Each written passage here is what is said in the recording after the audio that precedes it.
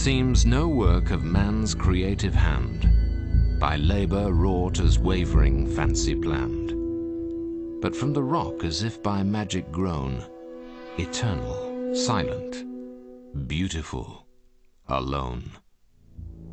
Not virgin white like the old Doric shrine, where erst Athena held her rites divine.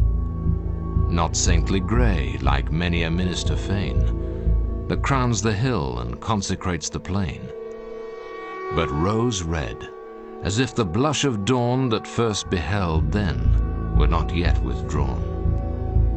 The hues of youth upon a brow of woe, which man deemed old 2000 years ago. Match me such a marvel save in eastern clime, a rose-red city, half as old as time. John William Burgon wrote those lines in the 1840s, and they've stuck.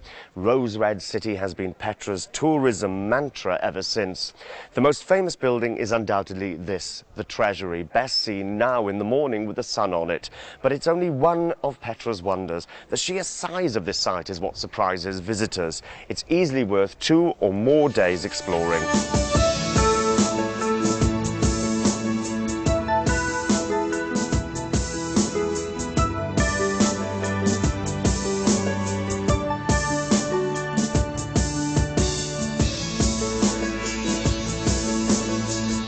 Petra is situated south of the Dead Sea, 3.5 hours from Amman and 2.5 hours from Aqaba.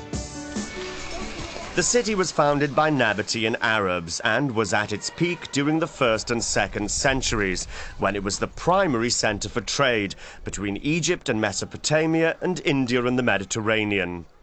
The valley is the epitome of every boy's own lost city. The carved openings in the cliff face aren't houses, but tombs.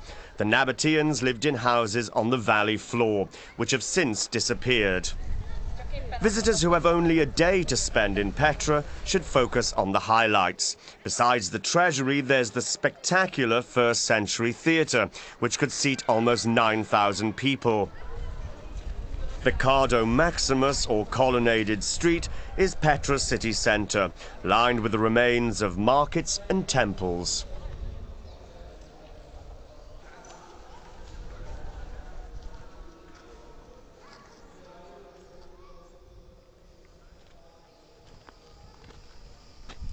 A 45-minute trek or a 20-minute donkey ride up a mountain brings you to this, the monastery. It isn't a monastery at all. The local Bedouin misunderstood the building's purpose based on some crosses scratched in the interior walls. It is, in fact, a colossal temple to one of Petra's deified kings.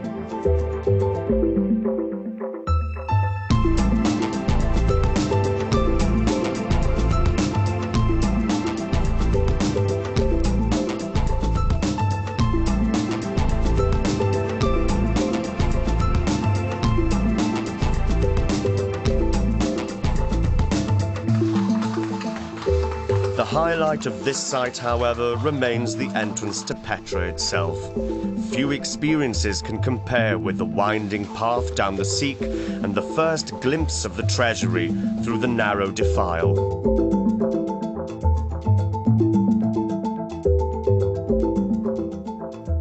For the first-time visitor, it's an unforgettable moment and easily places Petra in the elite of world historic sites.